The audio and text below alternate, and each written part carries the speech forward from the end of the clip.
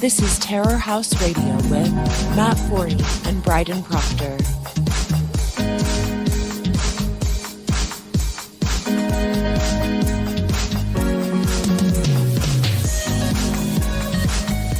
Yeah, welcome to a Terror House Radio episode number 28. I'm Matt Forney, your charming and loquacious host, and the founder and editor-in-chief of Terror House Press.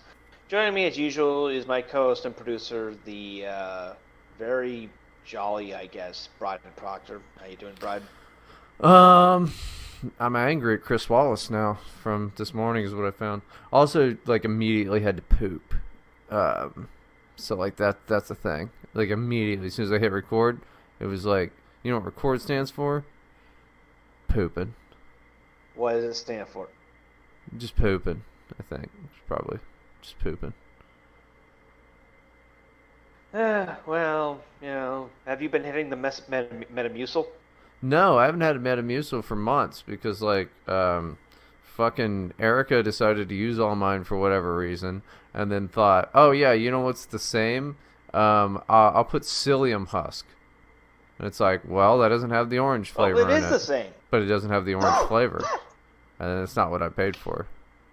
So? I pay for the orange flavor. It still does the job, doesn't it? Okay, no. See, that's the thing. No. I pay for the orange flavor. I want the orange flavor, dude. Well, the regular stuff will work in a pinch, right? No, I want the orange flavor. It's I used unflavored. Listen, don't eat my Hot Pockets and replace them with fucking, dollar store, warm pockets, right? Don't do that. Listen, I'm a man of means and I pay for quality. All right? That's the way that I am. So I want what I want and I only want the best. So I want that orange flavored Metamucil. The store brand. I'm not buying the actual name brand. That's just way too expensive. So, yeah. Everyone, Bryden has put you on notice. Do not steal his 4-ply toilet paper and replace it with shit you filched from the gas station. No, actually, literally, yeah, don't do that. If you buy shitty toilet paper, you're a shitty guy, all right? I was talking about this last night on DLF. How you need to save your money for the most part. Just save your fucking money. There's no reason to spend it on ridiculous bullshit unless it comes to things like toilet paper. I'm sorry, dude. You need to it's something you use every day. You're going to be happier if you have good toilet paper. You got to use good toilet paper. And for me, a man with hemorrhoids, a sensitive asshole, it's a bougie asshole. I have a bougie butt. All right, so I need, at least the Charmin. Don't give me this fucking, shitty office, telemarketing center, toilet paper. I'm not using truck stop toilet paper. That's one grade above sandpaper. Yeah, I'm not, I can't do that. My butthole won't agree with it. It won't. I got a bidet. All right, it's already bad enough because... this is one point where the Americans do get me down. They're quite uncivilized. No bidets everywhere. But you can't have those in America because imagine putting one in a bar. People are just going to use it to water fight. Immediately. Day one, we put bidets everywhere. People are going to use it to water fight. And people will start pissing in them. They'll start shitting in them for fun. Oh, yeah. Oh, yeah. I mean, the bidet gun or whatever. That immediately is just water fights at the bar. You couldn't do it. Guys are just too cool, And I mean, I would have done that too when I was 20. But yeah. I've got a bidet. Yeah, you should. It's the only way to live. I've had bidets ever since I got to Albania. They love their bidets here. They may not have risen bread, but man, they've got bidets. Yeah, it's luxury. I have no idea how I've lived without one, and I have no idea how I'm gonna live without one because I'm getting out of here in a few days. Finally, once, eventually. weren't you just saying how great fucking Albania was, and Albania this, Albania that, or was that just a giant fucking cope, and now you're trying to leave? No, I'm leaving because, like, I can't stay here forever. And I want to go somewhere else. Oh, where are you going? The gay sex store? To have some gay I haven't sex? decided yet. You gonna go over there? Woo woo! Clearance in aisle 69 at the gay sex store, where Matt Forney is our #1 customer. I think that's illegal here. What, a gay sex store? Yeah, probably. I would think that pretty much everywhere it's kind of illegal. I mean, not in America for too much longer. Well, I did see an article like the other day about how like queer public sex is part of the queer identity, and it's an act of rebellion. What? No, that's why, dude. Like, why is it? I mean, when was it that Joe Biden got into like kind of trouble for saying something about like bathhouses were part of the gay whole thing, and people were like, no, it's not, which it is, but. And then you see an article like that saying public sex is part of the queer identity. I just pulled it up. Here's the Twitter blurb. Queer public sex is at the heart of a culture war between radical queers versus reformists. Under the surface, anti-public sex views are steeped in racism, classism, gentrification, and police surveillance. What? Public sex is integral to queerness. But that's just some asshole on Twitter, right? It's an article from Daily Dot. What? Come the fuck on, dude. This person helpfully provided a TLDR for us. This cover story clocks in over 3,000 words. It goes through a lot of issues at the heart of public sex and sexual expression at Pride, including capitalism and home ownership, whiteness and queer gentrification, race, class, and public sex, trauma from the AIDS crisis, public sex and consent, locations that are/aren't off limits for public sex, technology, heteronormativity, assimilation, and public sex, quasi-public sex versus completely public sex, white urban queers calling for public safety via policing, cruising as foundational to queer expression, hypocrisy between straight and queer public sex havers, and is all sex public sex now? Alright, well, you gotta send me that, because I'm gonna do a stream today, and I'm gonna go through that fucking 3,000 word article for sure, and dissect the genius that I'm sure it is. Like, that's incredible right there, because it's like, do you remember what I'm talking about when Joe Biden got into, like, kind of trouble with the gays vaguely. over the bathhouse thing? You know?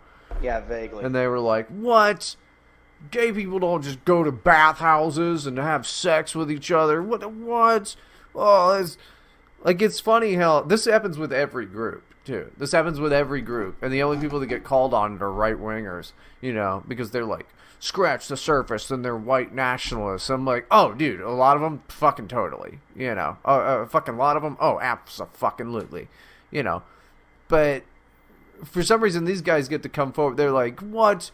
We don't all just have, we don't go cruising for bathrooms and bang each other and get AIDS. And then, like, you know, you're like, okay, fine, maybe not. That's okay, that's fine. We're cool with you. And they're like, we need to come and fuck in your front yard because it's part of our identity. So you scratch the surface and all you find is fucking AIDS. But don't scratch them because you'll get a staph infection. You know, it's every group is like this. It's, you know, you scratch the fucking surface of a Democrat, you're going to find a fucking Marxist underneath. Like, it's, you know, I wouldn't mind if people were just all up front about everything and were like, hi, we're degens, we want to fuck in your front yard. I'd be like, gross, but you can go down the street and do it. Stay away from children, please. Go away forever. Please don't be near me. Yeah. I want to know why they're broadening it to call it queer sex, because there's really only one demographic of LGBTQ barbecue people who engage in public sex on the regular, and that's gay men. guys. Yeah, gay men. Yeah, it's gay men. like lesbians don't engage in public sex. Well, I'm sure there's a few here and there, but by and large, it's a gay thing. It's a dude thing. Yeah. Which, by the way, I mean, if you dudes rock.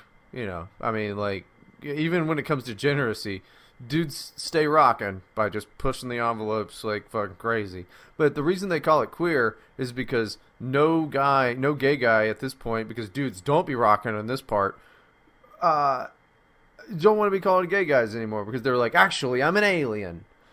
And like get their penises cut off and like turned into fucking tentacles and shit like that, which is around the corner. They're going to do it. I'm pretty sure someone's already doing. You ever watch those Common Phelps Tumblr videos? He had one of them on cottaging, which is the British slang term for public gay sex. And like all these dudes who are like, oh, here's a perfect cruising spot at like the Metropolitan Museum of Art. Here's one in the subway. No, I never watched any Common Phelps stuff. I heard he was good, but I never. I don't think I ever talked to him. That's one of his better videos. Yeah, he was all. I don't know. I know he pissed a lot of people off, but all good stuff does. So I don't know if his stuff's still up online. I'd like to watch it, but I don't know. He's been banned from YouTube, but like there's an archive of all of his videos on YouTube that you can go check out. Right on. Yeah, I probably won't do that because I don't want to just become mad. Like, I don't want to just be like, oh, I don't want to just, I'm already angry enough at, like, my real life. I don't want to just be like, oh, cool. It's actually worse. It's actually worse out there. Oh, it's so much worse. It's, you've got gay guys pretending to be dogs, diaper fetishes. I know about those. There's the bug chasing. Yep, know about that. Have you ever seen The Gift? Yeah. The Gift it's an amazing documentary. It's something that you just you're told like that doesn't fucking exist. That's just an exaggerated stereotype and it's homophobic and all of that. And then you're like, oh no, actually that's just a thing. It's just fun for them to get AIDS. My favorite part of The Gift is the guy who's like, running this basically this gay sex orgy club in LA, and like he gets really sick and like he gets tested and he doesn't have AIDS, and he's all like, well, I need to get AIDS because I'm sick of worrying about whether I might get it, so I'm just going to contract it. So he puts out a call for positive guys to pause him up, to pause his neg hole in a birthday party. Yeah, pause his neg hole. Yeah. When was that made? When was the Gift made? Was it 80s or 90s? 2003, I think. Oh, really? Fuck. I thought it was earlier than that. Oh, no. I mean, like, it would take time, for the whole AIDS thing to develop into its own fetish. Yeah, because, see, that's what I was thinking about, was, like, when it first came onto the scene in the 80s, right? Like, how long did it take before it was just, like, a fucking fetish? Yeah, I mean, and then, of course, there's the infamous standard fuck party scene at the end with the, like, the old dude, showing around where they have all the group sex. Right. Ken Boy, who's the guy who deliberately tries to get AIDS because he's worried about, having it, part of the birthday surprise is that they tie him up in, like, change and shit. I don't, I don't understand it. I mean, I guess I'm just not meant to, but, like, I don't know how, because, like, okay, I can understand, I can fathom things like, this is risky behavior or whatever, versus just like, sure, let me make my life miserable.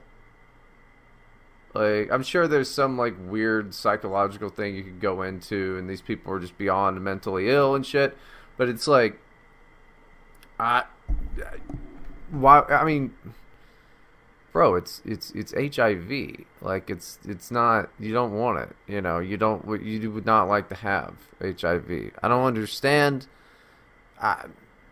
It's just death cults, is what it is. I think it's just straight up death cults. Oh, I remember talking to Common Film from one of Beckloff's stream, and he basically said that sexual fetishes are just kind of a death wish, Not just this one, but you also got like BDSM, where you're just fantasizing about someone just beating the shit out of you, I would, or cuckoldry, which is genetic death. right. See, that aligns more with it. Like BDSM, I could see is more like, because like sex is not. The best way I've ever heard it put is like, you remember when you were a kid and you were told that rape isn't about sex, it's about power. And then later you grew up and you realized that all sex is about power. So BDSM, I can wrap my head around that, because it's like an exchange of power, right? That makes sense. Like that makes sense. For like, even like the whole like peeing on each other and shit. None of these things are my thing, but I can wrap my head around that because it's like, it's just dirty and gross, and that's what some people are into with the thing. It's just dirty, gross, degrading. So again, it comes back to an exchange of power. I don't know what getting AIDS.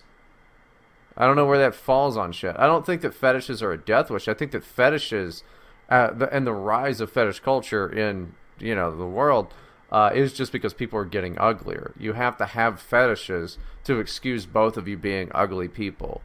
That's a good point. I mean, when was the last time you saw like a polyamorous relationship in which anyone in it was even remotely visually tolerable?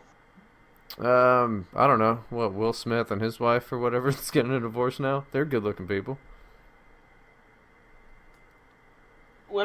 That's not polyamory. Polyamory specifically refers to like the cases of like one chick who's got like 3 boyfriends. Right. Yeah. Yeah, and they're always not doing so hot. And like she's always she's always fat, and like they're always like these really skinny, emaciated soy boys. Yeah, I mean, dude, like I know it's like a big thing that I spend a lot of my time doing on the internet, but far be it from me to like, I'm no spring chicken, so like far be it from me to like talk bad about the way people look or whatever, but it sure makes you think twice about that whole physiognomy thing. You're like, that might be a thing. It kind of looks like that's just the type of people that do that. And I mean, does that mean you make laws around it? I probably it would be wrong to do that, but it's like you can pretty much get what somebody's about by like the way they look, and that's, well, it's really horrible to say, isn't it? But just in general, you can usually tell. I think it's a bubble created by technology and obesity. Well, the obesity thing is a big fucking deal. That's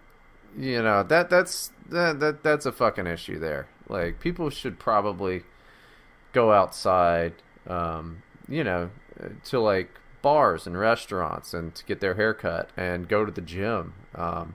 And maybe go throw rocks at their capital because their governors won't let them do that. I'm saying, you shouldn't go throw rocks at the Capitol. That's rude. But you should go protest outside of it without a mask. Yeah, you should take all the masks and put them in a pyre. Nope. And pour some gas on it and set it on fire. Nope. Don't like that. You already got a guy on the internet to burn his fucking mask, and I'm telling you right now, if that catches on, there will be a guy who lights himself on fire by accident or burns his mom's house down or some bullshit. You know that it's true. Matt, it's true. I've started a movement, Bryden. You started a fucking fire is what you did. I've started a revolution. No, you're gonna get a guy's mom's house burnt down in the middle of a fucking recession. Is what you're gonna get. Like, don't inspire these people to have a fire. They're stupid people. Well, yeah, but this guy did it right. Like, he did it on a grill, and he had all the fire safety shit. So like, if you're gonna burn shit, like, be very careful. Practice proper fire safety techniques. Do it outside, far away from any. Clear all the brush. All that shit. Only you be safe when you burn it. Prevent burning your mom's house down. I mean, no, it's I've been against that since fucking day one. You're like, oh yeah, burn the mask. I'm like, you can't fucking tell them that. They're gonna do it, and they're really dumb. They're gonna light their pants on fire, guaranteed. Well, honestly, if you light yourself on fire while burning a very tiny mask, I think you kind of deserve it. No, listen, that's why we got warning labels and shit. Fire safety's to protect the dumbest of our fire society. safety's not hard. I learned it as a kid. Yeah, and I guarantee that if you ever try to deep fry a turkey, you're going to be one of the guys that burns your fucking house down because you've gotten too cocky with fire safety now. You're like, I know fire safety. I can play with fire. You can burn a fucking house down deep frying a turkey on Thanksgiving. Me? Yeah, anybody who's too cocky with it. I don't deep fry turkeys. Well, you fucking should because it's really the best way. I don't like deep fried anything. What the like, fuck yeah, is wrong with you? What What the fuck? No. What do you mean I don't like deep fried anything? Literally deep fried everything is the best. I once wrote a country song that I've never recorded. Well, I say wrote. I wrote a verse and then the chorus. But this song is called Deep Fried America. And it's just a patriotic tune. And it's just about shit that you could deep fry and that 9/11 was bad. Deep fried America. Yeah, deep fried America, now with 200% more cholesterol. Now with 200% more fucking USA, bitch. You can deep fry a Twinkie, you can deep fry an Oreo, you can deep fry, obviously, cheese sticks are delicious. You can actually take a cheese stick, put it between two deep fried Oreos. Deep fried ice cream is fucking delicious. You can deep fry chicken, clearly. Deep fry a turkey. You can fucking, deep fried hot dogs are fucking pretty good. Deep fried Hot Pockets, amazing. There's, like, everything is just better when you fucking deep fry it. So, like, don't shit talk deep frying shit, you know. Like, that's just because weren't we just talking about, like, how obesity is a problem? Yeah, it is, but, you know, drugs are a problem, too, but I don't blame the drugs. You know, don't deep fry everything every day. Here you are, like, deep frying Oreos. Like, this is why you're fat, Bryden. Deep fried Oreos are delicious. I haven't had a deep fried Oreo in fucking years, but they're delicious. Look, it's a sometimes food. It's not an always food. That's the problem. It's a sometimes food. But don't shit talk deep frying stuff, Mr. Grilled Chicken and Rice. You know, get the fuck out of here with that shit. What are you, European or something? Huh? Go run and tell Barack Obama about that, all right? I'm going to have that in a Diet Coke. Deep fried Oreo and a Diet Coke. I like grilling shit. I grill burgers, I grill hot dogs, I grill chicken, I grill pork. I even grilled lamb once and it was really fucking good. Grill shit. Don't deep fry shit. You should deep fry stuff and you should cover it in fucking, you know, egg white and breadcrumbs first. This is disgusting. No, it's not. This is more America. Disgusting than talking about the gift. This is why, if you ever come back to America, I'm gonna fucking kill you. Don't come around the hood, homeboy.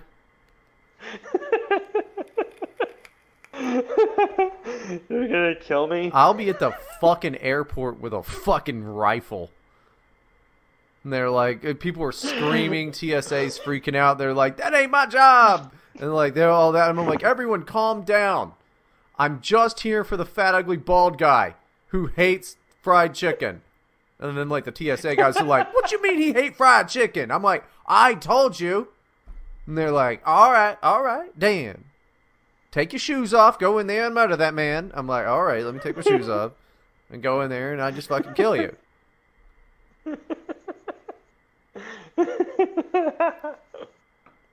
It's the way it is, man.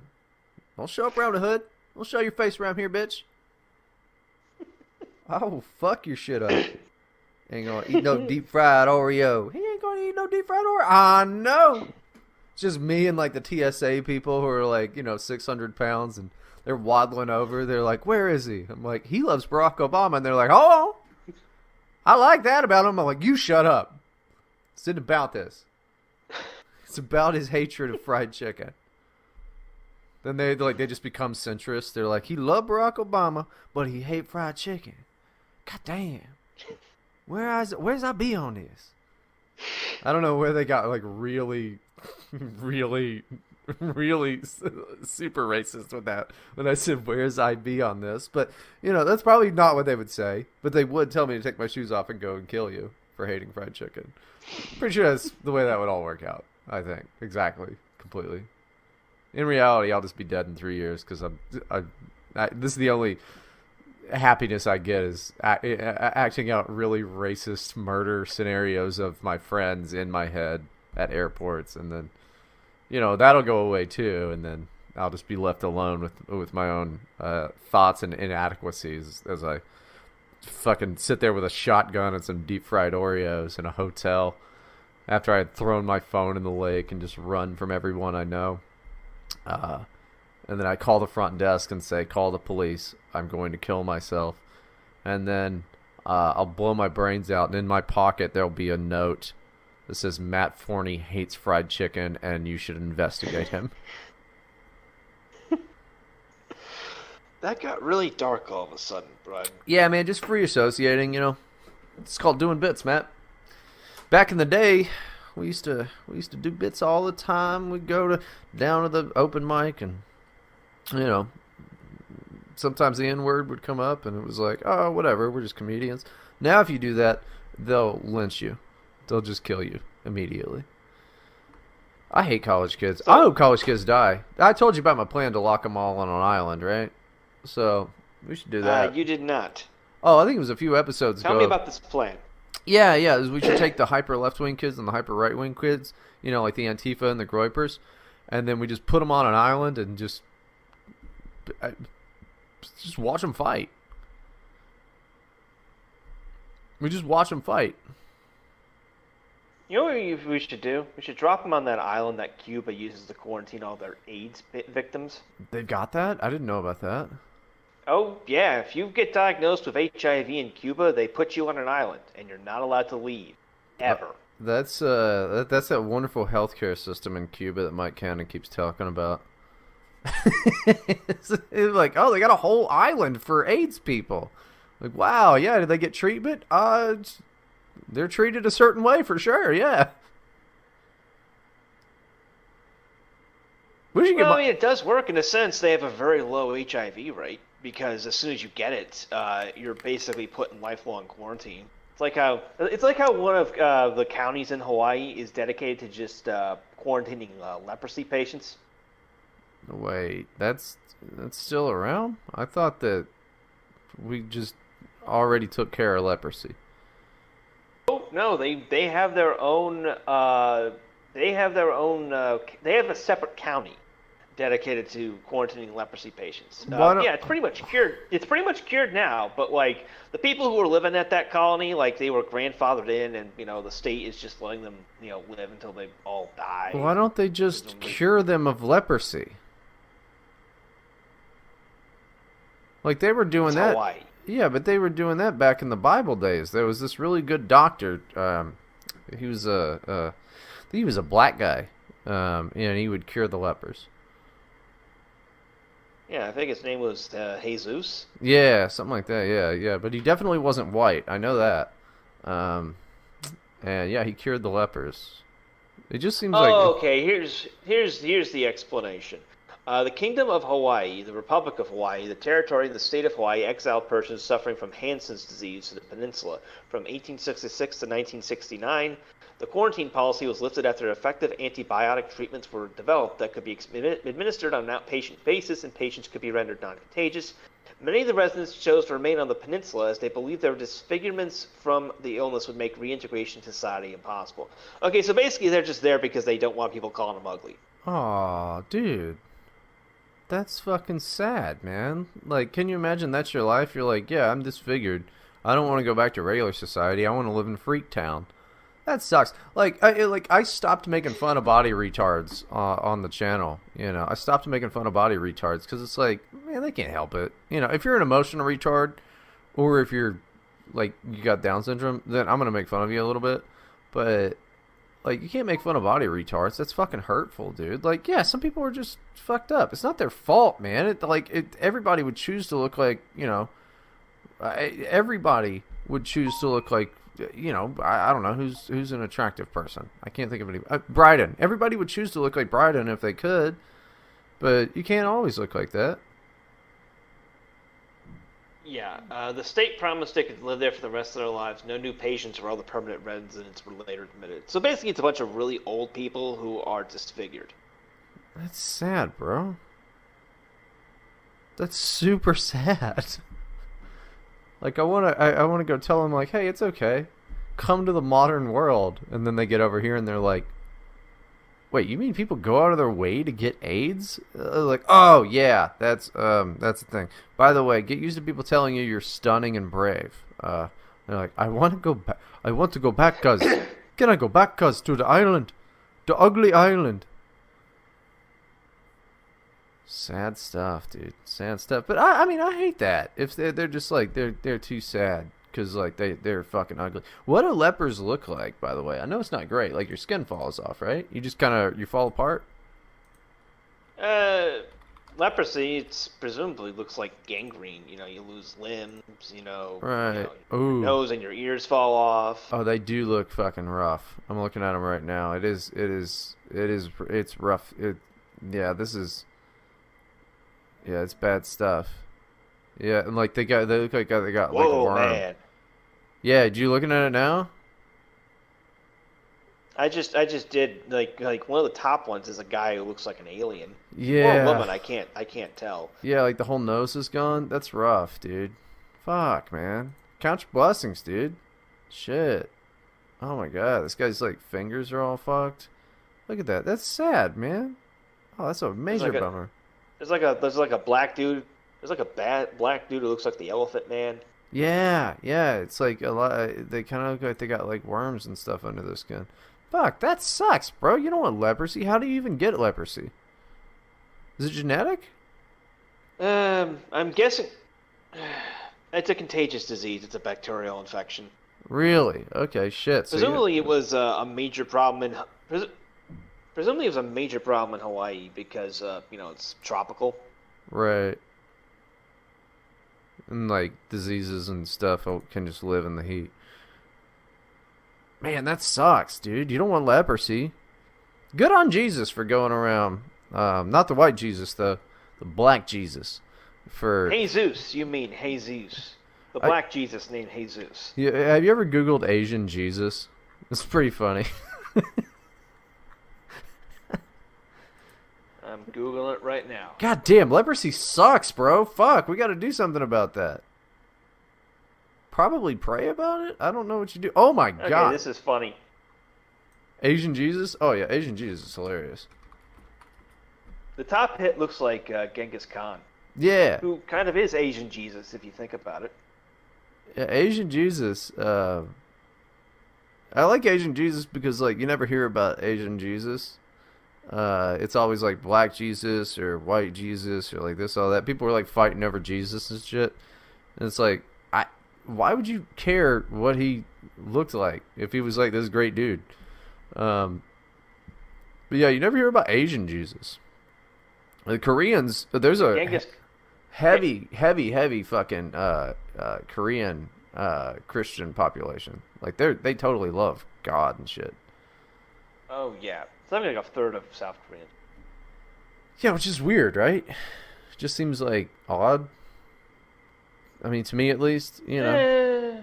I guess it is kind of odd, you know. I mean, I remember going to a Ben Carson event like 4 years ago, and like half the attendees. It was at this evangelical college outside of Des Moines, and like half the attendees were Chinese. They were what? They were Chinese what? They were Chinese or Korean. Oh yeah. It was like what? Yeah. Then a Hawaiian friend of mine explained it to me. He's like, you know, Ben Carson's not really like a fiery type of, you know, he's not a pulpit pounding Steven Anderson type. He's pretty mellow and chill. So like his style would appeal more to like, you know, Asian Christians because they're pretty mellow and chill. They are, dude. Some of the most devout like Christian Americans that you find that like own small businesses happen to be, you know, like Koreans. And it's weird. They got their own churches. I used to live like half a block down in LA, like half a block down from like a Korean church, and I don't know. I never talked to those people because like they don't fucking speak English, but. I mean, nobody ever gave me the finger or stole from me or anything, which is more than I can say from a lot of my neighbors. I don't know. It's always struck me as odd. They're gonna like come to America, take the like white man's religion, still be Korean. Like just they live in the whole thing. There was this guy on another place that I lived. There was this guy who would go on Hollywood Boulevard, and he would just have a megaphone, and he would like hand out pamphlets, but like he would just put the megaphone in front of his face, but it was a pre-taped recording. He wasn't actually saying anything. He was this like Korean guy, wasn't actually saying anything. It was just playing a tape into the megaphone, and he would put it in front of his face, and he wouldn't move his mouth or anything, and just hand out Jesus stuff. Like that's actually pretty smart. Pretty good way to save your vocal cords. Well, I'm pretty sure that wasn't him talking. I'm pretty sure he didn't know what any of that bullshit was either. It's just I don't know, like whatever. Like if you're a Christian, which I know a lot of our listeners probably are, if you're a Christian, be a Christian. I get that. That's fine. It just seems like strange. Like it's like the Chinese becoming Muslim. There's like a lot of that going on, and well, those people get thrown in camps, but. It just seems weird. Like, why are the Chinese becoming Muslims? It's like Japanese becoming Christian. Like there's not too much. Well, there is some of that. I found out the other day that I was watching a video about the atomic bombings in Japan. Sure. And apparently Hiroshima had like a very large Catholic population because it was I think it was the only city like prior to the Meiji Restoration that was open to foreign trade. So like Portuguese Catholic missionaries established themselves there centuries ago, and they had a pretty large Catholic population. Are you serious? So like when that shit got bombed, it wasn't just Japanese people. It was like Catholic missionaries and shit? Not missionaries. Like, by that point, like, they had their own native, priests and all that. Huh. Shit. Well, there you go. The U.S. hates Catholics.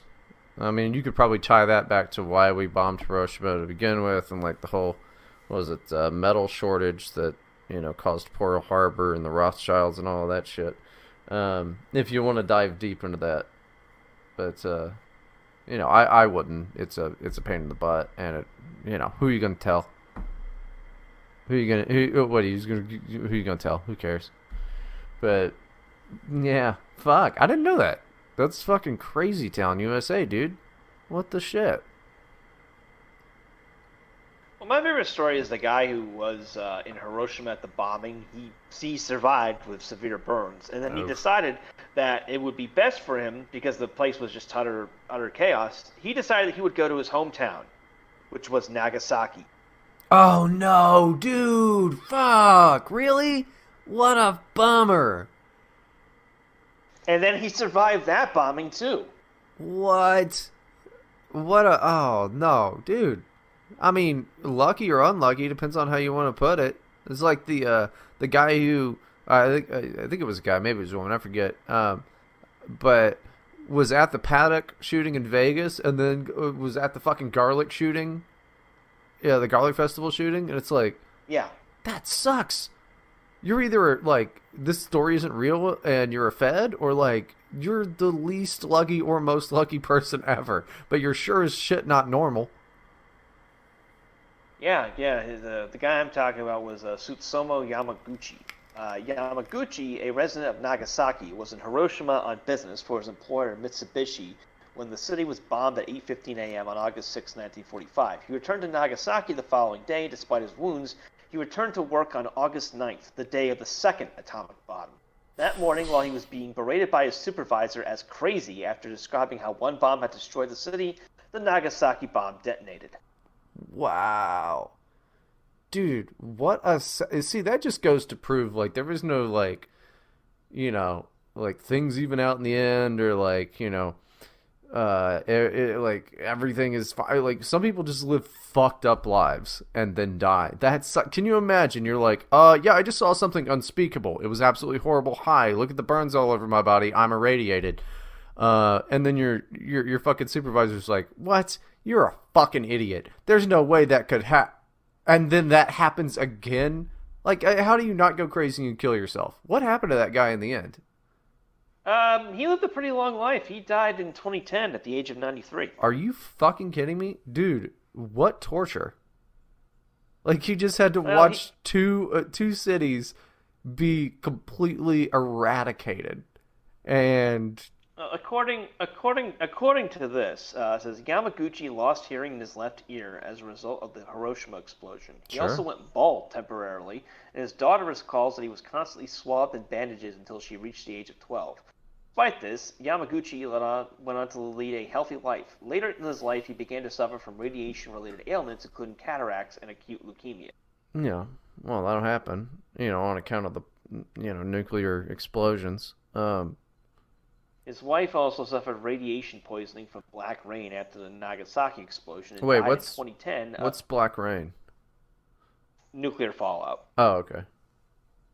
And his wife died in 2010 as well, at the age of 93. Wow. Well, I mean, at least he, I don't know. At least he, lived a long life with his wife or whatever. Hopefully he was happy. I mean, fuck. That sucks, Well, bro. apparently it wasn't until 2009 that the Japanese government recognized him as a double survivor. Well, what does that do? Recognized him as a double survivor. What did he get for that? A medal? I'm hoping they gave him some money or some shit. Why? I don't think the government has to give him any money. I mean, they didn't do anything. Besides, Pearl Harbor, which, yeah, I mean, ultimately caused his whole thing. But that's, again, you can go back to the Rothschilds with that. So it's like, I don't know. But, goddamn, yeah, that fucking blows. Holy shit.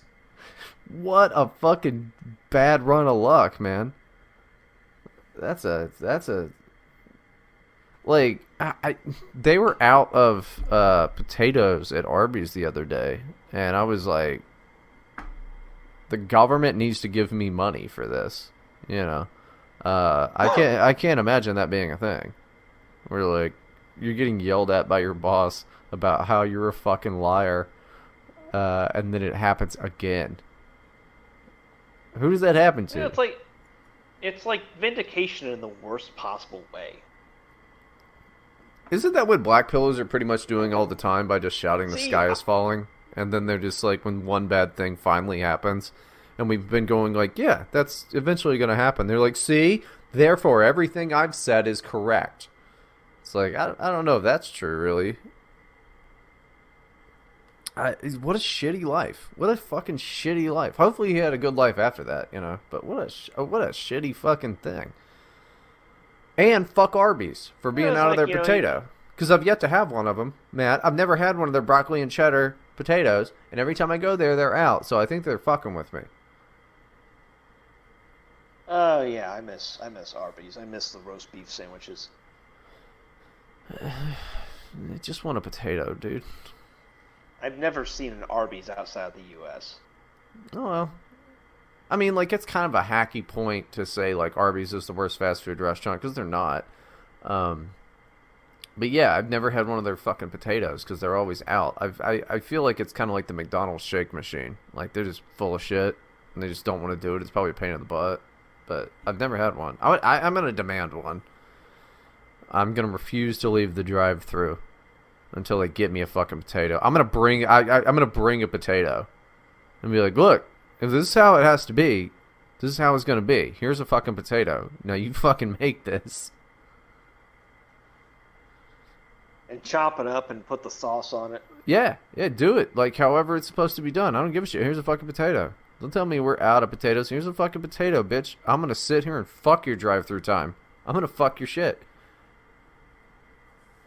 Because that's just... I've got time. I got nothing but time now. I got nothing but time now, Matt. I got nothing but fucking time. You're going on a quest. You're going to get that fucking potato. Yeah, I don't give a shit. I mean, honest to God, I really should probably drive the 3.5 hours to a Sheetz. I'm gonna call them, make sure they're open. It's my favorite gas station, They've got good They sandwiches. don't have any and shit. sheets in. They don't have any sheets in Cincinnati. Nope. We don't have 7-Eleven here either, which is weird. But Well, 7-Eleven sucks, but yeah, the but it's, lack of a sheet is kind of surprising. well, 7-Eleven sucks, but it's weird that we don't have one. Sheets is just a little bit further east.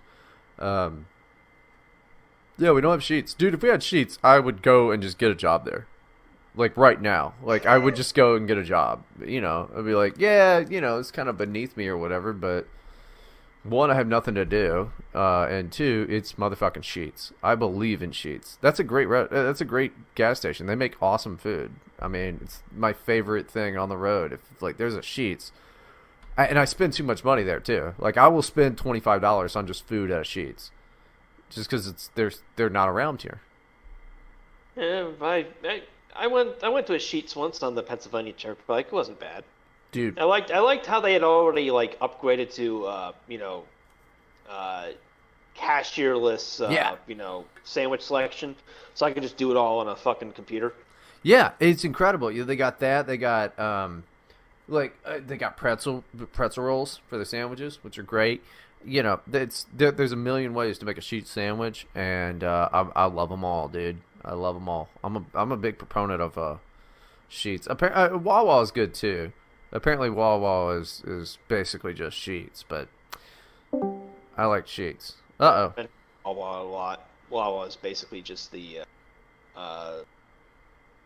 it's like the New Jersey version of Sheets. Right, and Sheets is just, I don't know, Midwestern shit. Like, it's good. I like it. I mean, I don't know. I get excited about really stupid bullshit. You know, I get really excited about stupid bullshit, but like, I don't think Sheets is necessarily stupid bullshit. It's an American icon. You know, it's plus since a lot of them are basically truck stops. They've got like the really nice 2-for-1 deals on full throttles. I mean, assuming that full throttles are still around. Yeah, the energy drink. Yeah, the energy drink. I'm pretty sure they're still around. My favorite energy drink of all time. Well, I like the Sobe No Fear, but nobody makes that's not made anymore. Oh, I'd never had that. See, I'm a Red Bull guy, dude. I'm a traditionalist with my energy drinks. I'm a Red Bull guy. Red Bull's not bad, but it's like every the taste is too generic. Like pretty much every energy drink tastes like Red Bull except for Full Throttle and Sobe No. Like, yeah, Red Bull's all right, but like you can Monster tastes like Red Bull, Rockstar tastes like Red Bull. No. All these shitty Eastern European energy drinks taste like Red Bull. No, they don't. They don't. That's why I drink Red Bull. Because there's always just something a little off about them. I'm a Red Bull purist, man. Well, the taste is very similar. Sure. Like it's yeah. Whereas like Full Throttle is like totally different. Ooh, hey, did you ever have I don't know if they make them anymore, but the Mountain Dew Amp? Oh no, I haven't. I don't know if they make them anymore, but yeah, they had it was basically like, hey, would you like an energy drink that tastes like Code Red Mountain Dew? And the world said yes, and we drank that. And I haven't seen one for a while. I got to go look for them, but yeah, it was great. And then they had a green one as well and a blue one. They were all pretty good. Coca-Cola has an energy drink now. I have yet to try. I wonder how that tastes. Probably like Coca-Cola. Yeah, they've got their own brand in Europe called Burn, which is pretty good. They've got like a passion punch flavor and shit. I haven't had one of those in a while. Well, no, sell them here. Like Coca-Cola brand owns a lot of energy drinks for sure, but like this is like it has the Coke label on it, and it's a new thing. Yeah, they've got the That regular. sounds pretty interesting. Yeah. Yeah, they got the regular and I think the cherry, and then like a diet or some bullshit. I don't know. I really don't know. I could be talking out of my ass, but I know there's a couple different varieties of it. I need to try it. It probably just tastes like Coca-Cola, except it's also an energy drink. So, I don't know. But you gotta knock it off the bucket list. Yeah, I mean, it's just something. I mean, like You have to try it just once, just to see what it's like. yeah, it's like I just had KFC's new secret recipe fries recently, and well, they just taste like fried chicken. But I had to try them. That actually sounds pretty good. They're definitely interesting. They're definitely interesting. If you've got them over there, I would say give them a try. But like, it's just the 11 herbs and spices battered fries. I'm sure they don't have it. There's exactly one KFC in this entire country. Oh, well, yeah, because they replaced the potato wedges here with that. Like, they just did a nationwide launch pretty recently. I know that because, one, I love fast food, and two, I carefully watch the Yum stock ticker for a good time to get in. I'm straight up all in on restaurants and hotels. Like, these are businesses I can believe in that I are going to come the fuck back. I'm not looking forward to... We had a great day the other day. I didn't get out of any of my positions. I probably should have and gotten back in a lower position on my MGM because I was profitable for $2 for about 3 minutes. But we've got earnings coming out on Dine Brands, Denny's, and MGM on like the 27th, 28th, and 29th. I'm not going to look at the markets at all that day.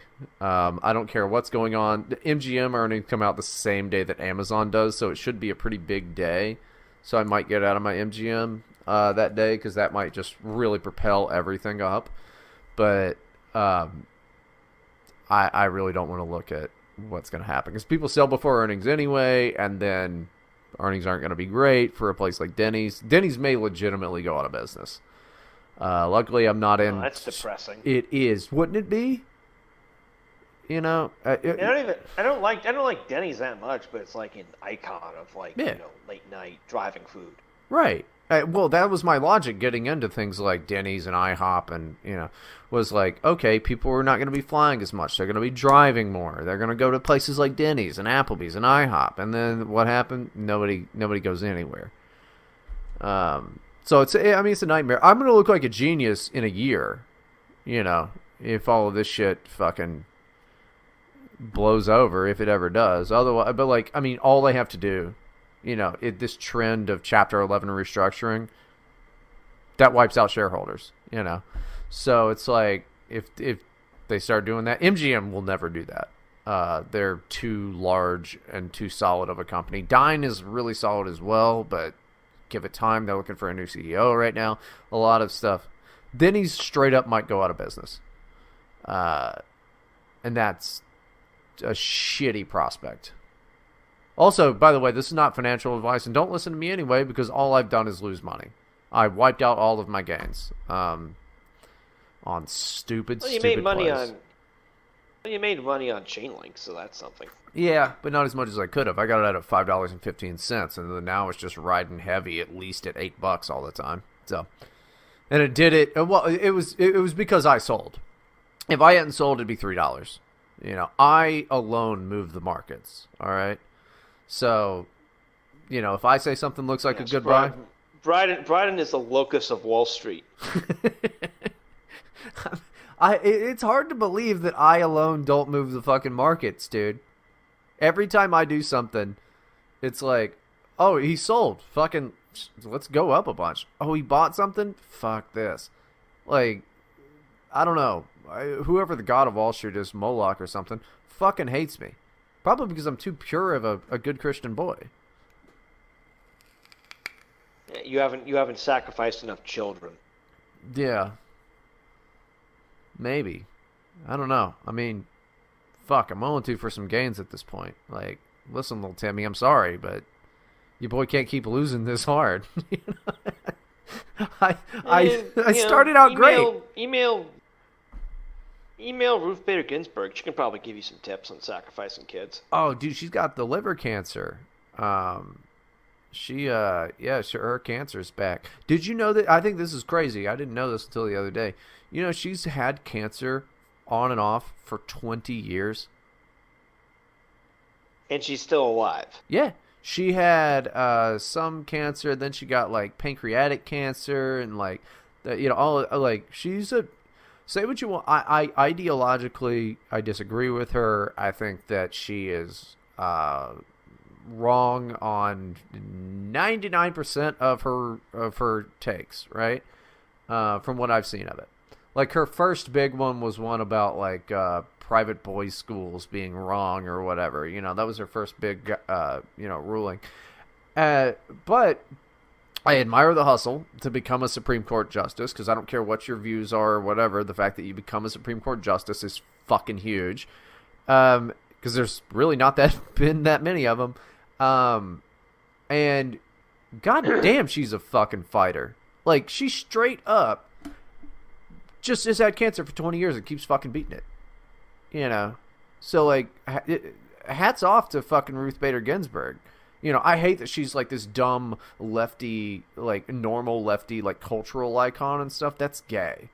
You shouldn't look up to Supreme Court justices outside of admiring the hustle, right? Like, that would be if we were just like, oh, yeah, yo, dog, Clarence Thomas, he my N-word. Like, that's stupid, and no one does that. But she's a strong fucking woman. Well, we gotta stand Clarence Thomas for the whole Coke can thing. Yeah, but they were trying to set him up. What did he say? It was like it was a modern lynching. Yeah.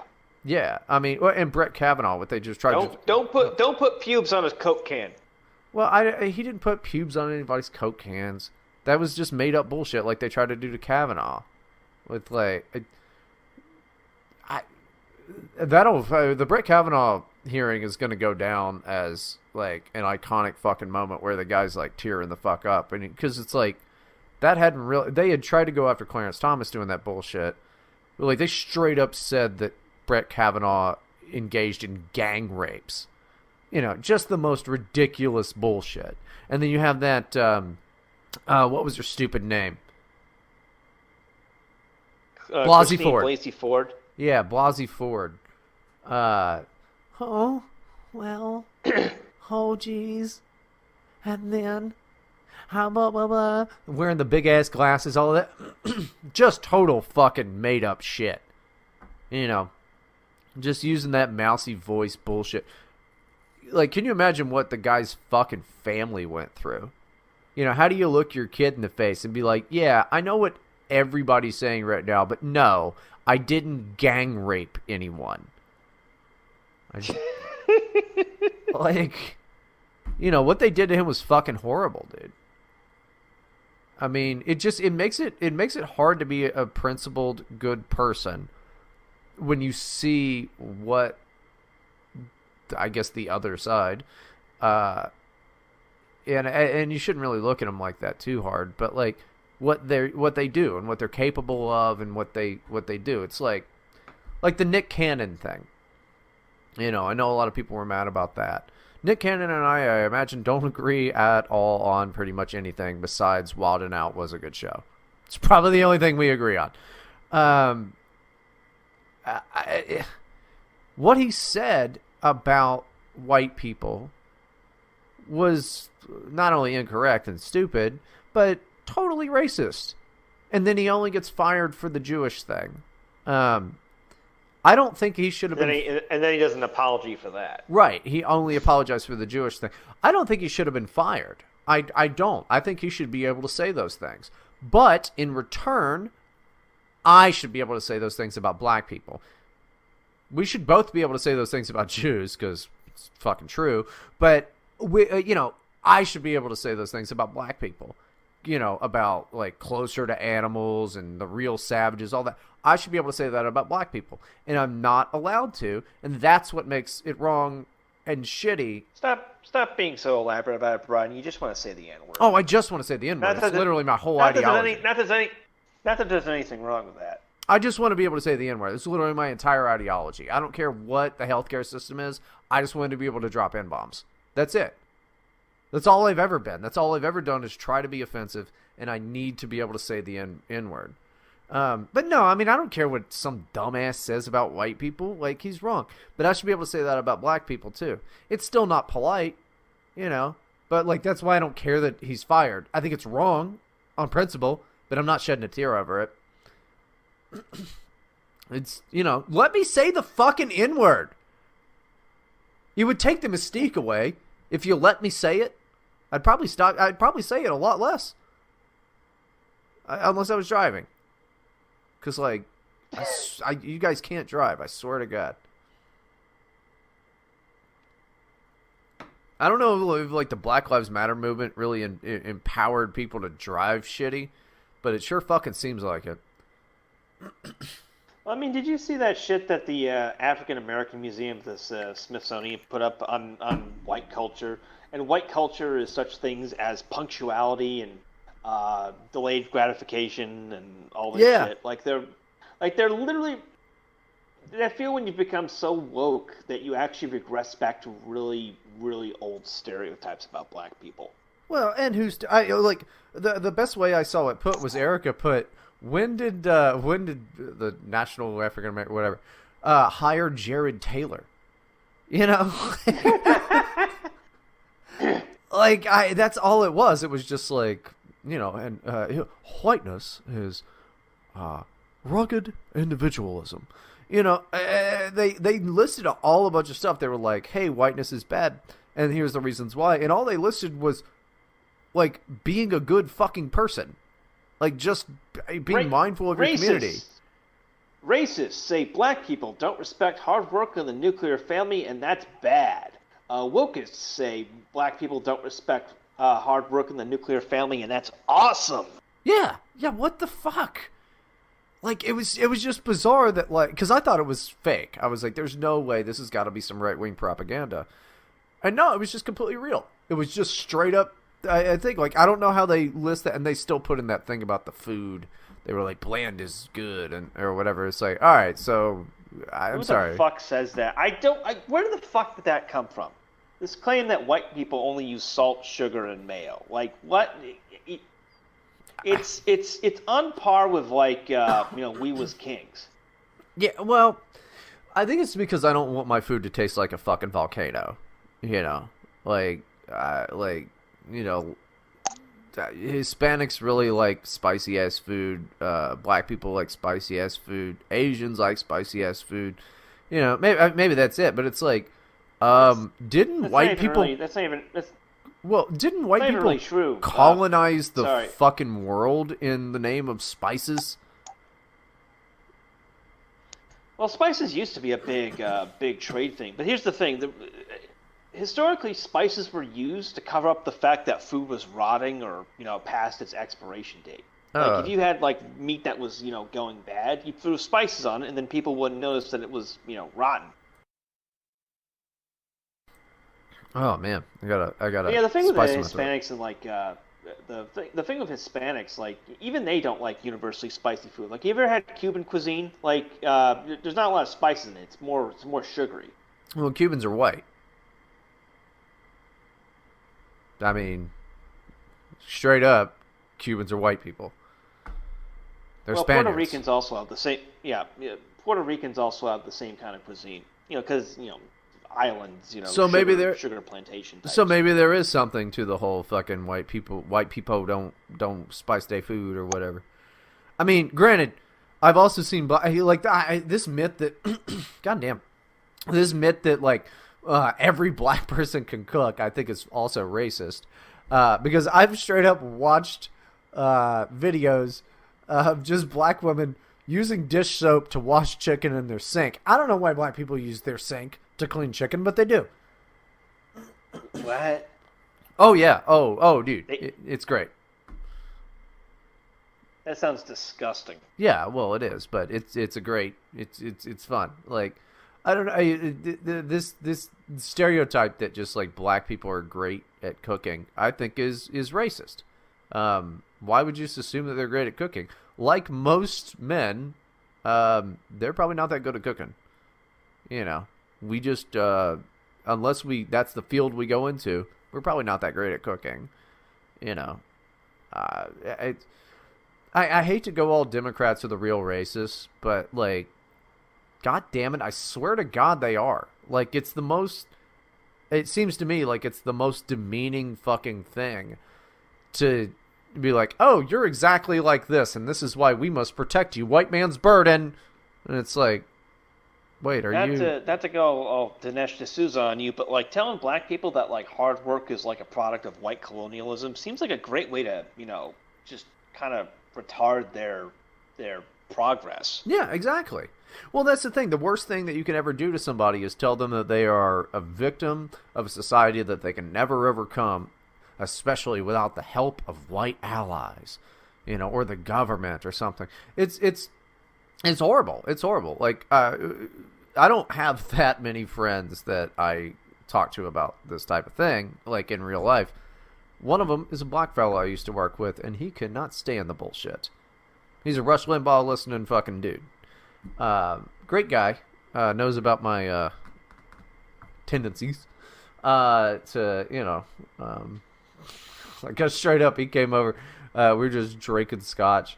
Like straight up told him, like, this fucking race mixing propaganda is bullshit. He's like, yeah.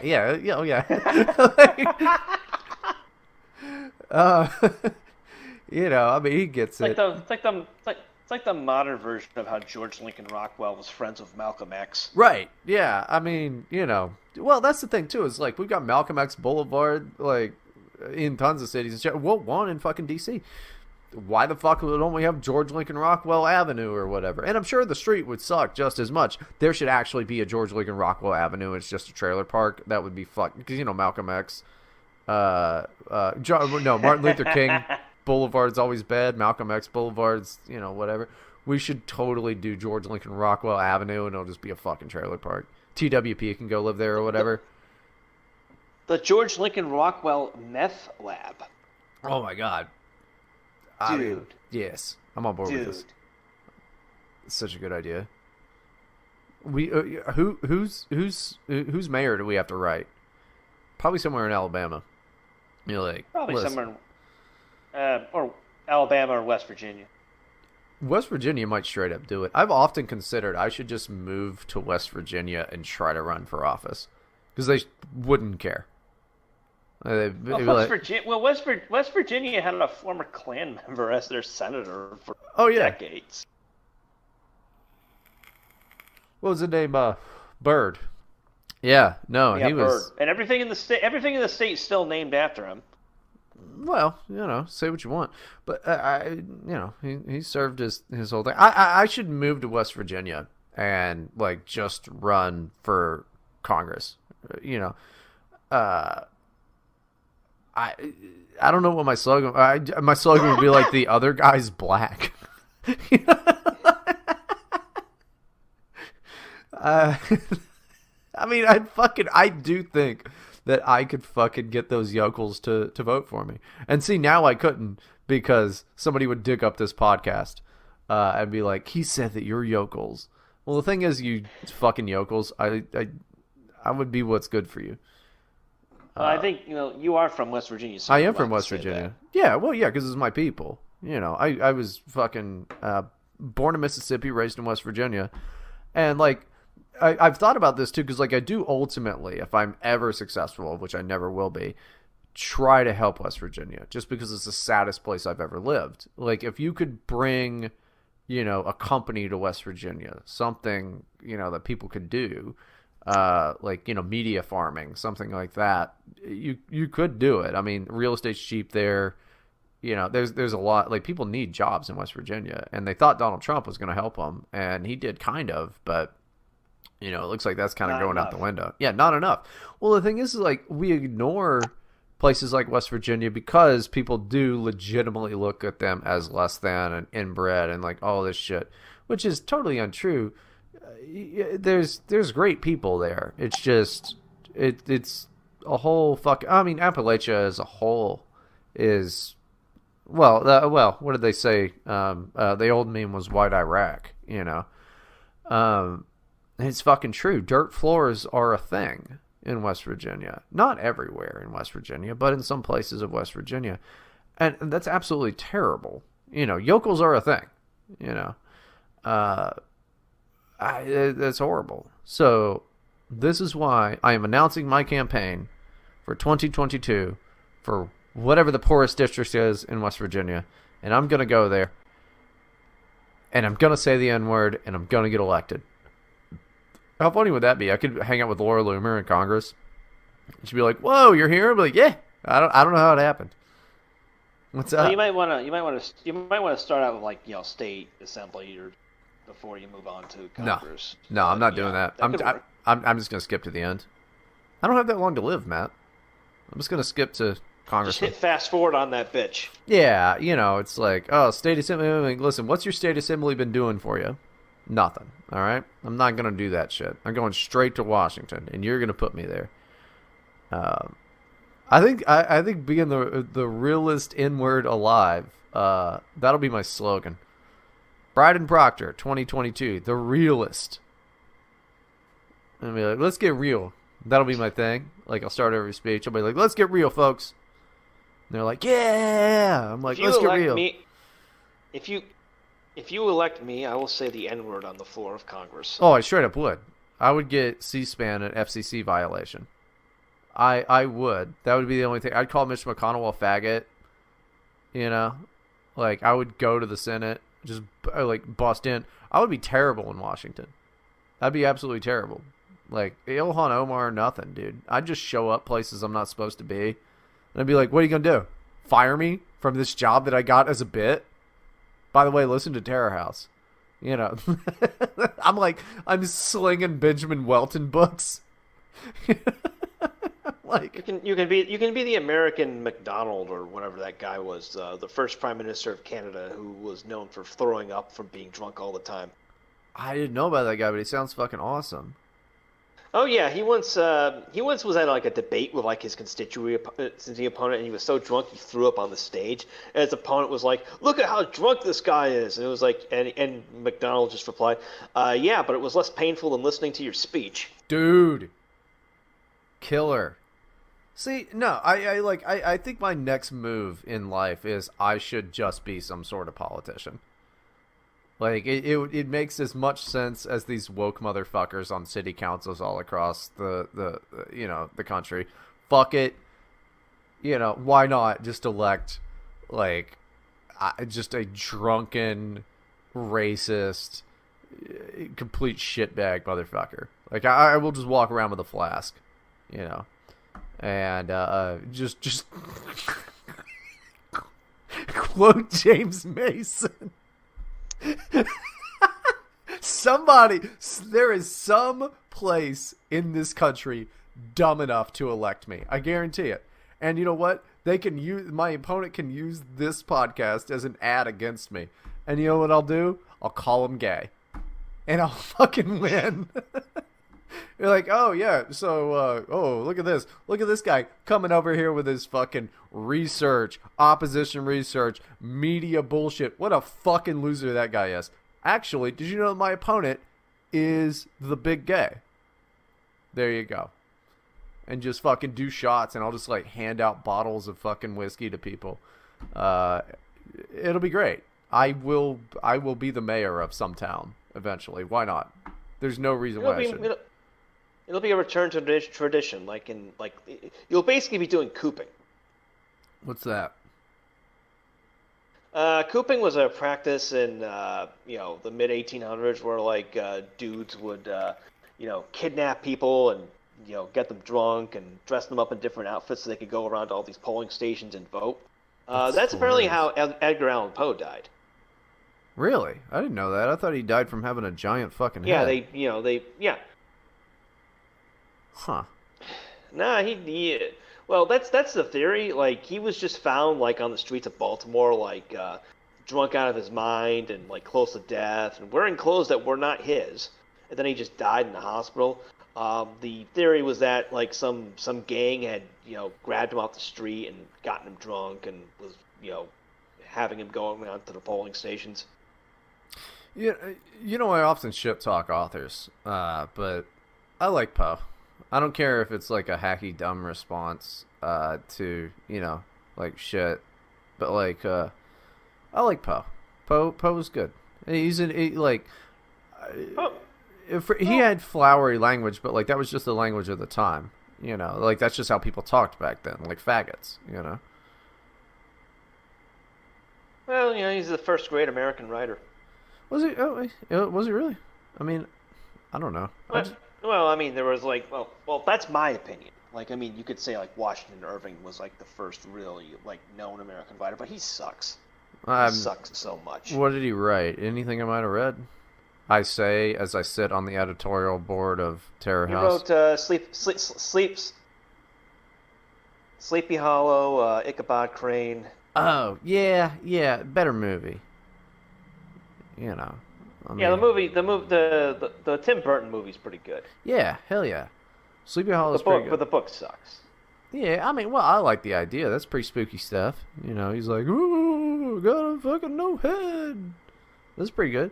But, like, nothing beats the fucking, you know, the Telltale Heart. Like, that shit is fucking great. And it's just like, and it's, I don't know if it's an allegory. I don't know what the fuck it is. But, like, it's a story about how guilt will get to your ass.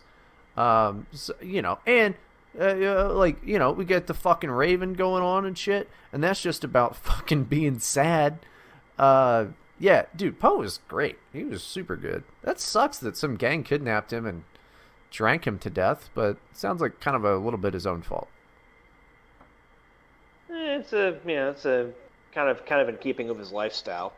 Yeah, dude, he kicks ass. I mean, he was an ugly motherfucker too. Like, what a weird head. He has this weird head. Ichabod Crane could have used his head.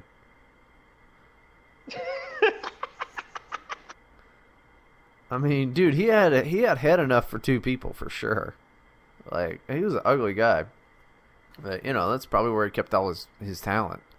See, I'm a firm believer, Matt, that you keep your talent somewhere. You keep your, you know, like me, I got a really round head, right? Not a lot going on up here because I'm not a smart guy.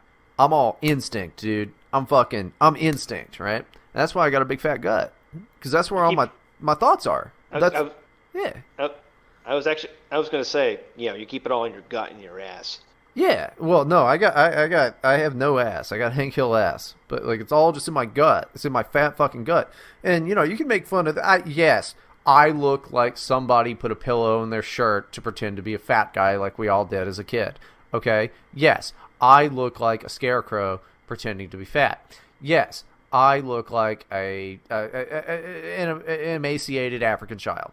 Okay? But that's just because there's so many thoughts in there, man. There's so many opinions roaming around in my gut. And you got to trust your gut. I've got a big gut. You got a tiny gut? Like, guys who are meatheads, you know? Like, guys with, like, six packs that go to the gym every day, all that shit. Pfft, not anything going on. They couldn't get themselves out of a jam. Not like me. Me, with my big fat gut, I got nothing but instinct in there, dude. I got a lot of instincts in there, man.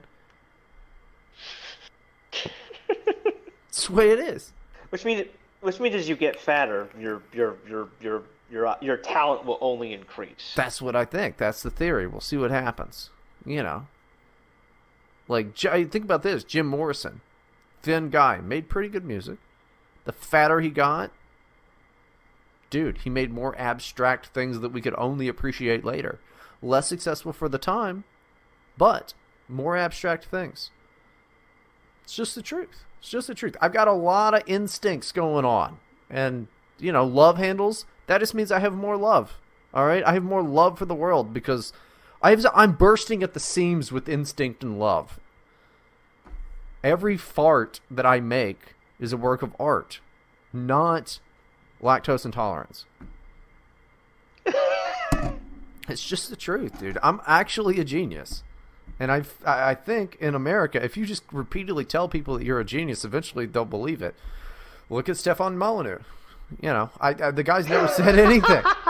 He's never said anything that I've thought was like really groundbreaking, but people love him because he's just told you that he's smart for like 20 years.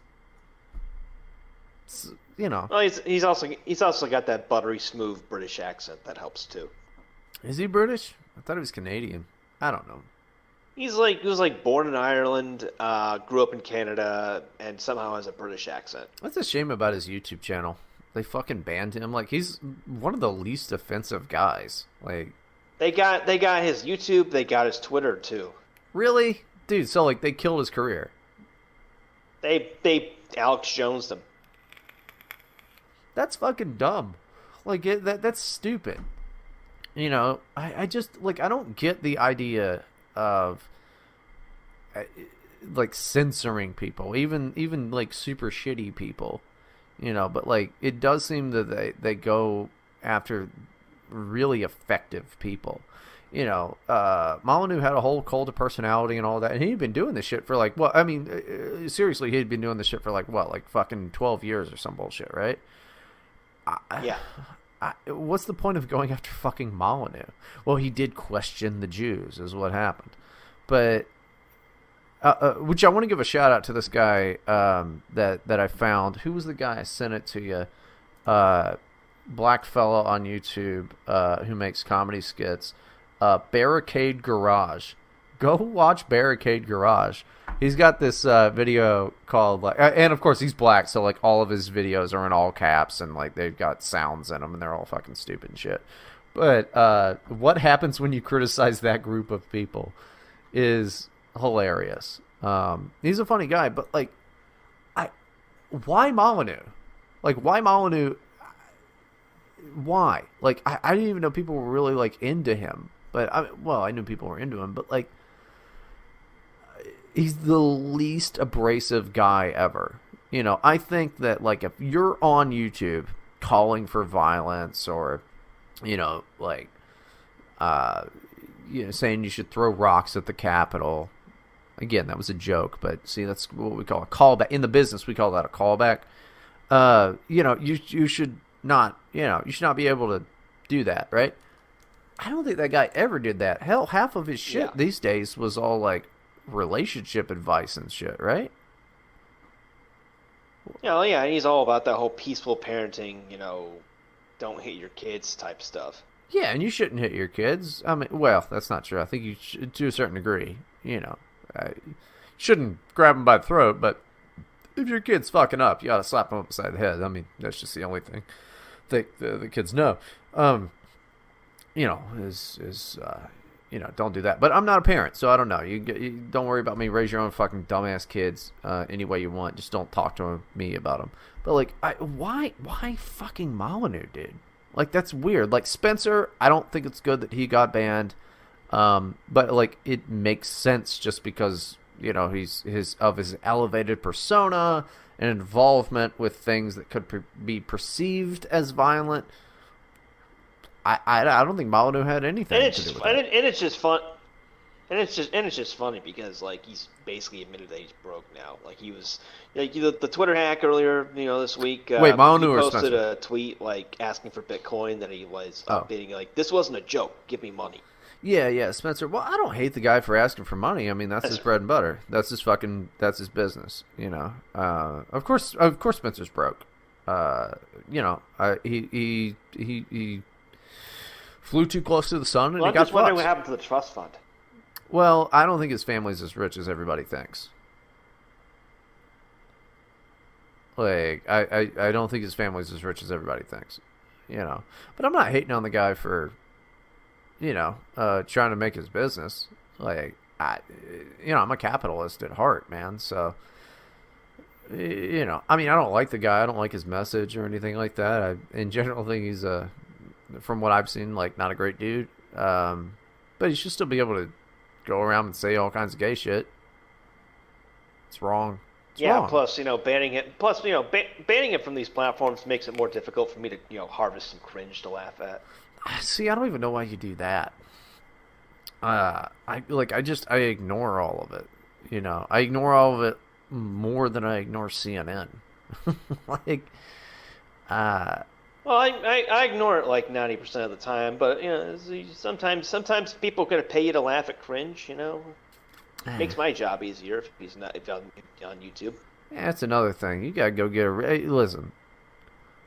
Until Terror House is being taken over by Simon & Schuster, I'm gonna need you to go and work at Taco Bell and give me the discount code that I can get, because there's a secret code, I think. If I go to the register and I'm like, Matt sent me, I'm pretty sure I can get free chalupas. Because that's how I think business works. There are no Taco Bells here, so you're out of luck. I'm going to need you to move to another country. Okay? Just, if you're really my buddy, you're going to move to another country with Taco Bells. Get a job there. Get me in on the inside and give me the secret chalupa code. Because otherwise, we're not friends. Like, I'd do it for you. I would not do that for you.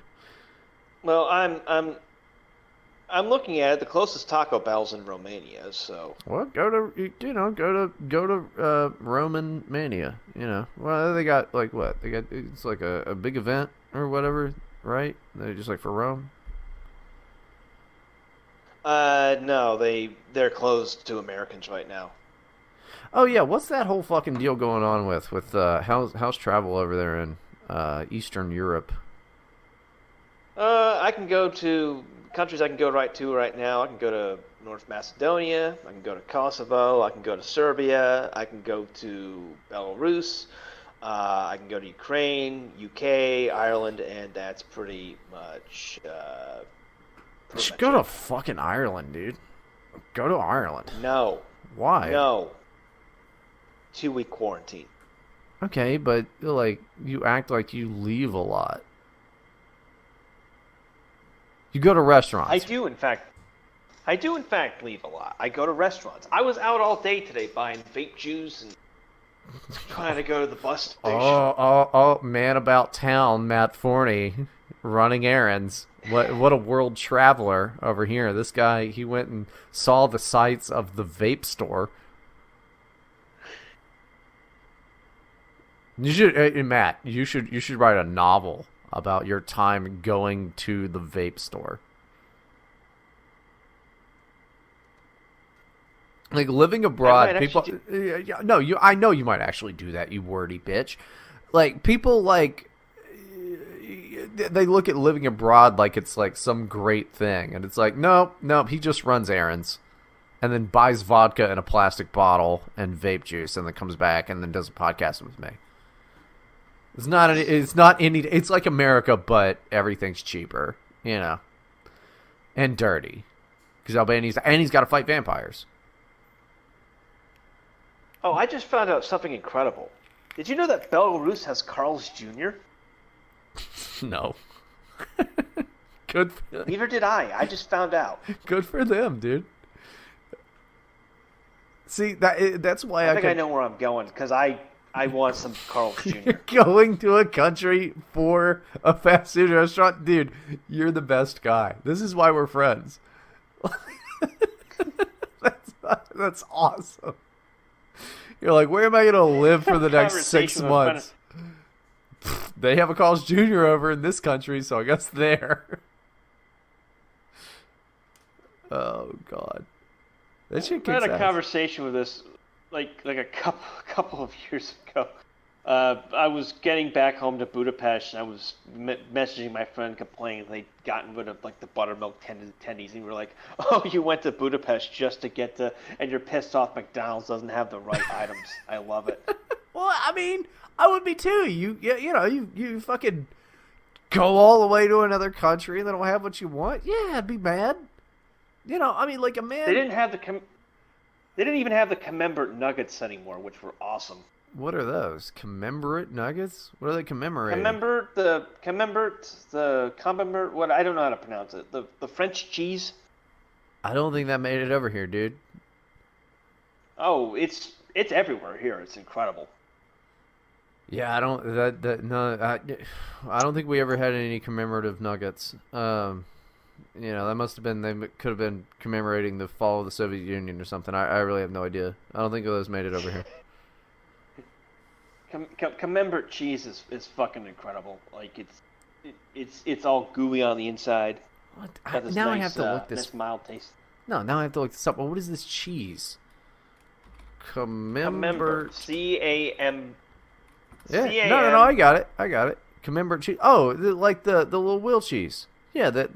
Yeah, that. Yeah, like the little guys. Yeah, the McDonald's in Hungary had like Camembert nuggets at one point. Oh, so they're just like cheesy nugs? Fuck, that does sound good. Yeah. No, I didn't know that. I didn't know this little guy, because that's what the Baby Bell cheese is apparently Camembert. Baby Bell cheese is good as fuck. Oh yeah, that's great stuff. Yeah, man, you got a little wheel, you put that on a cracker, but shit, you put that on a nugget? Ah, yeah, that sounds like it'd be good as hell.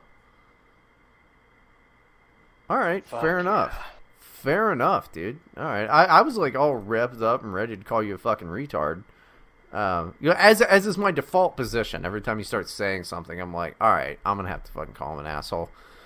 And no, you came through with this one. That's a solid fucking point. Yeah, I don't think those ever came over here. So, yeah, McDonald's in Europe has got like some weird items. Like the one in Hungary was at one point selling like blue cheeseburgers. They might still be doing that. I haven't been back there in years. dude, you know what's crazy about McDonald's? I watched this cool video. I should probably stream it. I watched this cool video on this like the head McDonald's chef, and he was like, yeah, we've got to be mindful of the recipes that we come up with for new items, because like he had this idea for something, but it was like there's actually not enough cumin or whatever it was in the world for us to do that. It's just like insane, you know, like you'd be like, oh, look at this cool thing I made. Oh shit, supply line says there's not enough in the fucking world because we're McDonald's. Nutty, dude. Just crazy town USA, man. I love that. I love that so much. Because, like, dude, like, there's a head chef of Taco Bell who's just dealing with the same 8 ingredients. And that's just his life. And he's paid $600,000 a year or whatever. It's just awesome. And then to rearrange the chalupa recipes. Yeah. Yeah. I mean, yeah. That's a job, though. That's a fucking job, dude. Like, how's that not a job? It's a great fucking job. And like, because like the supply line of ingredients and stuff, you gotta be mindful of that. Like, that's what I think it makes it like completely different and just as admirable to be that type of chef, you know. And like, how'd you like to be the head chef of McDonald's? That's fucking crazy.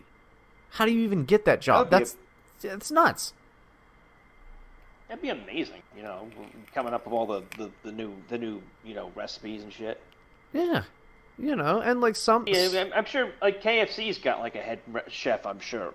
Yeah, and I know I shit talk deep fried food, but you know that would be a pretty cool position too. Yeah, I mean he's trying. The thing is like, I mean the head chef of KFC, he's been trying to find that 12th herb to really mix things up, but I mean he's never gonna find it because it's the perfect 11 herbs and spices. You know, but there's gonna be a prodigy that comes through who has that 12th herb or spice that's gonna really fucking set it off and probably end racism. This is the truth, man. Listen, I don't make the rules, man. I just enforce them. You know, I see what the world is like. All right, so there's 2 types of people: people that see what the world is like and say what could be, and then there's the people like me who see what the world is and say you're gay.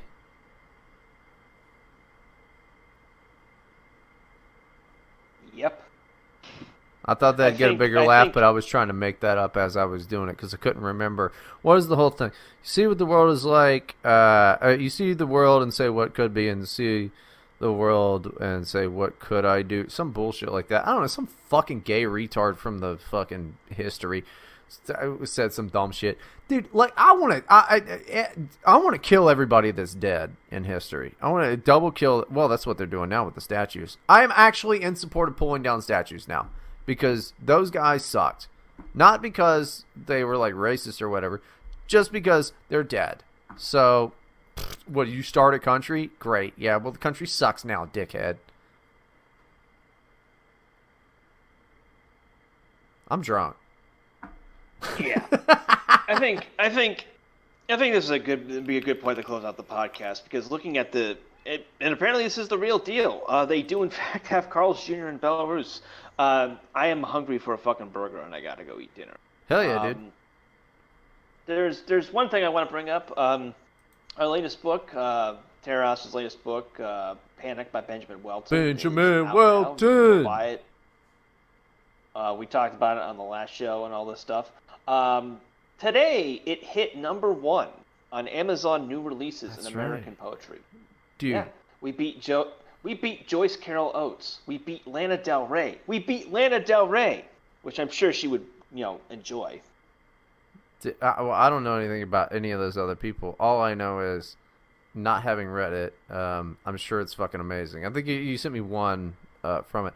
Benjamin Walton is the most underrated author, not only on our site, but just probably alive today.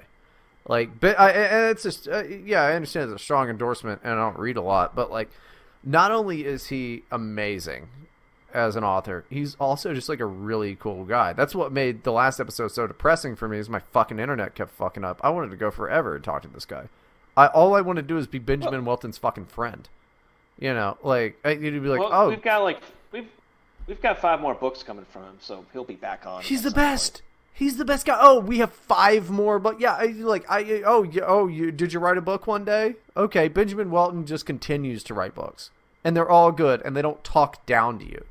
Like, that's what I love about his writing, is they don't talk down to you. They don't just assume you're a genius, but they're not stupid. They assume that you're a human being, and he can just tell you a story. The best way I ever put it is, in my opinion, he'll tell you a story about a car. You know, and it's like somebody talking to you sitting out in the garage drinking fucking PBRs, man. You know, he's just like a real dude. He's a real ass dude. He's the most underrated motherfucker.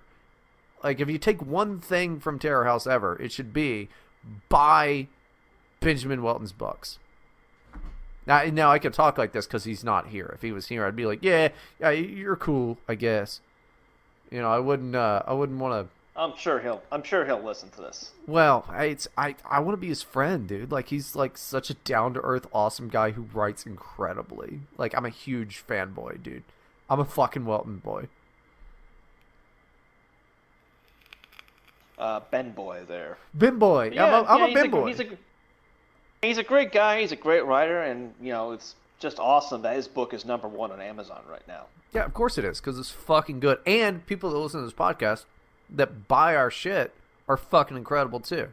Now, this is when you know I'm drunk, when I'm saying nice things about the audience. You guys are incredible. Keep doing what you're doing. Probably you should share the podcast around a little bit more, you know, because I put hours of work into recording this, and then 5 minutes afterwards, it just takes me 5 minutes of excruciating moving files around, because nothing's real anymore. But, you know, go share the podcast more, and then buy Benjamin Welton's books. Also, everybody's books. Who's that other guy? Like Brian Eckert. You know, he's a good Twitter guy. Go buy Into the Vortex. Yeah, he's great. Who's that other guy like? The con artist that lives in Eastern Europe. I can't remember his name right now. We had him on the show. Yeah, I assume he's a con artist because he lives in Eastern Europe. The funny guy. I liked him. I think his name is Matt Forney. No, not you. You're a different type of con artist. Damn it! What was that guy's name? He was the guy we had Mark on. Zolo? Mark Zolo. Yes. Yeah, I never got to follow him, or he followed me, or anything like that on Twitter. Mark Zoller, go buy his fucking books too, because that guy is a fucking disaster of a human being. It's fucking awesome. He's just great. Like, we exclusively publish good ass stuff. I've now officially changed the name from Terror House to Good Ass Stuff Publishing. It was a unilateral decision. That will be our new publishing label. Yeah, good ass stuff. And also it'll just be Benjamin Welton's books. Yeah, just good ass stuff. ... The N word. And with that, in your local Barnes and Noble, the next time you're allowed to go to stores, you know, and then look out for Benjamin Welton's new book, Masks Are for Fucking Homosexuals, and it'll be actually about having sex with men, and that you should wear a mask while you have sex with men, and then it'll be good. It'll be great. I'm fucking hammered. Okay, yeah, but yeah, go check out Panic by Benjamin Welton, out now, #1. Go buy it. Bryden, anything you want to plug? Yeah, actually, oddly enough, yes.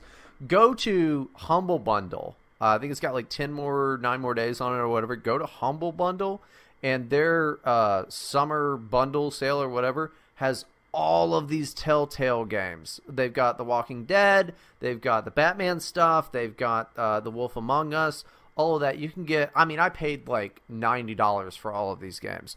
You can get them right now, all of them for like $15. I cannot press this enough. They're all fantastic. The Oxenfree is on there, which is a great game. Go buy those fucking games, dude. Like $15 and you're looking at, at least 100 hours of entertainment. I'm thinking of buying them just to give them away. Plus, Matt, I want to do this. If you retweet the show, I have Steam keys. Some of them really good. If you retweet the show, and Matt will just have to tell me about it. I'm putting work on him. I will put you into a drawing. I'll give you a free Steam key. All right? You may have it. You'll get a free game, guys. Yeah, retweet the fucking show if you're listening to this on Twitter. Yeah, retweet the show. You entered into a drawing. I will give away a free Steam key. I usually give them away on D-Live for Simpsons Trivia. But go buy that fucking Humble Bundle because it's the best one I've ever seen. And retweet the show because I'll give you a free Steam key. Because I've got some AAA games as well. I'm not saying you're going to get that, but I also don't label them. I just label them as given away and not given away. So it could be Borderlands. It could be, Ransom City. I really have no idea. Because I didn't really take care of that. And then I thought on principle I wouldn't. I would just continue to keep them as stuff that I don't have. So they're letters to me. But retweet the show, you get a free Steam key. And we might just keep doing that for a little while. But go buy that fucking Humble Bundle because it's the best, dude. Did you ever want to stream The Walking Dead? Yeah. I cried my fucking eyes out. Clementine is such an amazing character. Go buy. Yeah. Go buy that shit. Go buy the Humble Bundle and shit, and retweet the show, and and you'll get a free game or some shit or whatever Bryden said. This is a gaming podcast now, dude. It's a gaming podcast now. Yeah, and of course, go follow Bryden on DLive at dlive.tv/Bryden. His website, brydenproctor.com. All his other stuff will be in the description. You can, of course, check me out at mattforney.com and my YouTube DLive. That'll also be in the description. And that'll do it for this episode of Terror House Radio. Be sure to check in every day at Terror House Magazine, terrorhousemag.com for our latest publications. Check out our books at Terror House Press, terrorhousepress.com. Follow our social media links in the description. And don't forget that you can always check out past episodes of Terror House Radio at terrorhouseradio.com. Terror House Radio is produced by Bryden Proctor and presented by Jugs. Intro music by Meme Extremists. L9 coming my buds.